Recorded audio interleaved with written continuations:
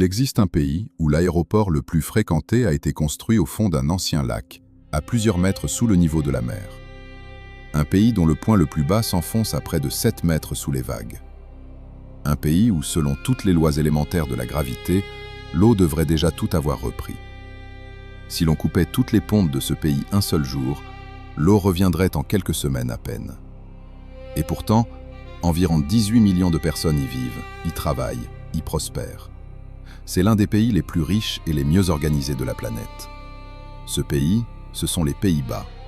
Et ce que vous allez découvrir, c'est l'histoire de la plus longue guerre jamais menée par un peuple, non pas contre un ennemi humain, mais contre la mer elle-même.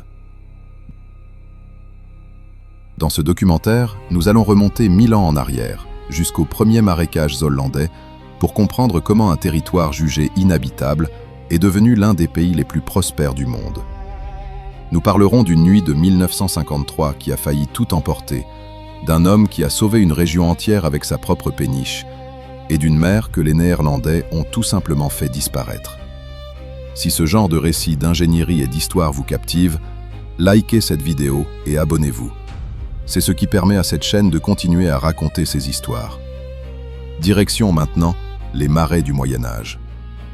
Il y a environ 1000 ans, la région qui deviendrait un jour les Pays-Bas n'était qu'un vaste réseau de marécages, de tourbières et de deltas instables, régulièrement submergés par la mer du Nord et par les crues des fleuves. Les premiers habitants n'avaient qu'une option pour survivre, prendre de la hauteur. Ils ont construit des terres-pennes, des buttes de terre artificielles surélevées, sur lesquelles ils installaient leurs habitations à l'abri des inondations. Puis vint une innovation décisive, la digue. En reliant les buttes entre elles par des remblais de terre, les communautés ont commencé à contenir l'eau plutôt qu'à simplement la fuir.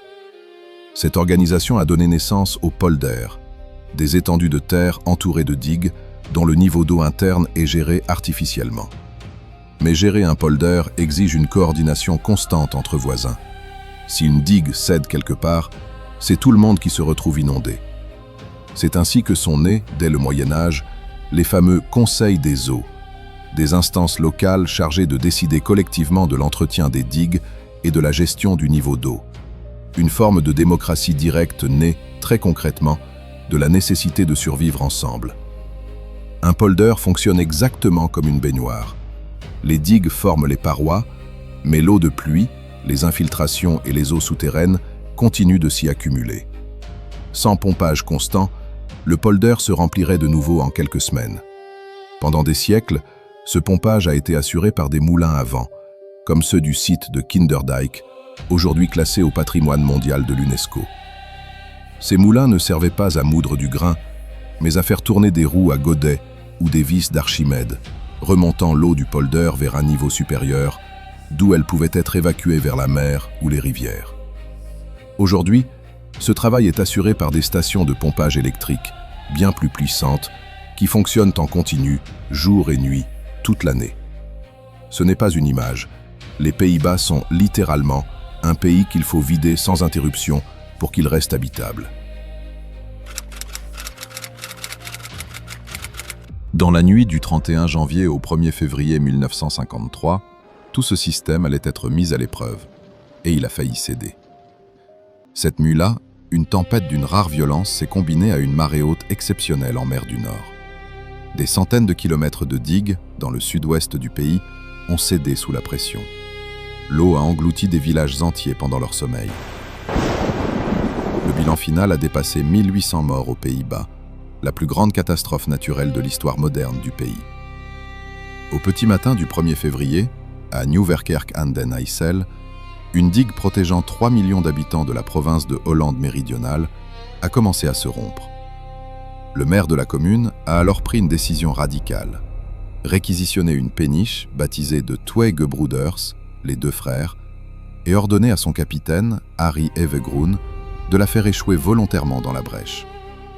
Le pari était risqué. Si le bateau s'enfonçait dans le polder au lieu de se coincer dans l'ouverture, la catastrophe aurait été bien pire. Le capitaine a réussi sa manœuvre. La péniche s'est logée dans la brèche, colmatant la digue et sauvant l'une des régions les plus densément peuplées du pays. Cette nuit a marqué un point de bascule dans l'histoire du pays. Plus jamais les Néerlandais n'accepteraient d'être pris ainsi au dépourvu. De cette tragédie est né l'un des plus grands chantiers d'ingénierie civile jamais entrepris sur Terre. Dans les mois qui ont suivi la catastrophe de 1953, les Pays-Bas ont lancé le plan Delta, un ensemble colossal de barrages, d'écluses et de barrières mobiles destinés à fermer les bras de mer les plus vulnérables du delta du Rhin, de la Meuse et de l'Escaut, tout en préservant certaines voies de navigation essentielles. Ce chantier s'est étalé sur plusieurs décennies, avec la fermeture des principaux estuaires achevée en 1986, complétée quelques années plus tard par la barrière mobile du nouveau Waterweg, près de Rotterdam, une structure gigantesque composée de 2 bras métalliques mobiles aussi hauts que la tour Eiffel couchée, capable de se refermer en quelques heures pour protéger le port de Rotterdam en cas de tempête majeure. Le plan Delta a réduit le risque d'inondation catastrophique dans certaines des zones les plus densément peuplées du pays à une probabilité extrêmement faible, un niveau de protection parmi les plus élevés au monde pour ce type d'infrastructure. Après 1000 ans à repousser la mer, les Pays-Bas apprennent aujourd'hui à cohabiter avec elle. Des premières buttes de terre médiévales aux barrières d'acier du plan Delta, en passant par la disparition volontaire d'une mer entière, l'histoire des Pays-Bas est celle d'un peuple qui a refusé d'accepter la géographie qu'on lui avait donnée. Ce pays n'a jamais simplement existé. Il a été construit, polder après polder, digue après digue, décision collective après décision collective. Et vous, accepteriez-vous de vivre dans une maison sous le niveau de la mer, en sachant que tout repose sur des pompes qui ne s'arrêtent jamais? Ou est-ce que cette idée vous semble tout simplement trop risquée? Dites-le en commentaire, je lirai vos réponses avec attention. Abonnez-vous pour la suite de cette série sur les prouesses d'ingénierie qui ont façonné des pays entiers. À très bientôt.